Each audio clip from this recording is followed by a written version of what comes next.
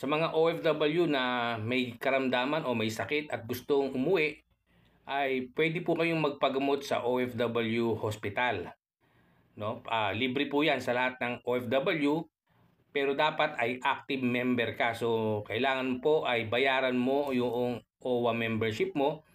Every 2 years yan. So, kung more than 2 years ka na hindi nagbabayad sa yung OWA membership, magbayad ka muna bago ka umuwi para maging active OWA member ka.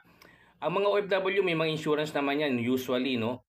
Kapag nirenew yung kanilang mga ikama dito sa Saudi Arabia, kasama yan sa nare-renew yung insurance. So kung meron kayong insurance, mas maganda kung dito na kayo magpagamot sa ibang bansa bago kayo umuwi. Ngayon, kung wala naman kayong insurance or gusto nyo umuwi, make sure lang na meron kayong endorsement galing sa OWA or sa Department of Migrant Workers para makapag-claim kayo ng additional na 50,000 cash para sa mga OFW na nagkakasakit. Make sure lang na meron kayong medical certificate at meron kayong endorsement galing sa Department of Migrant Workers bago kayo umuwi. Para pagdating sa Pilipinas ay makapag-claim kayo ng 50,000 pesos na benefits sa OWA.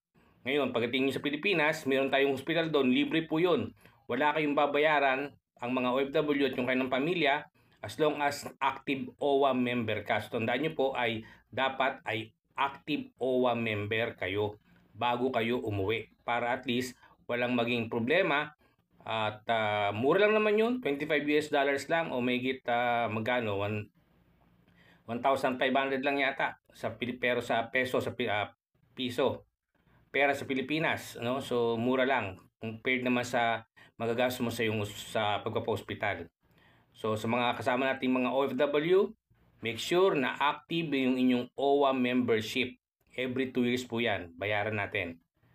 Kung meron kayong tanong, mag-message lang kayo sa baba ng video na to. See you on my next videos.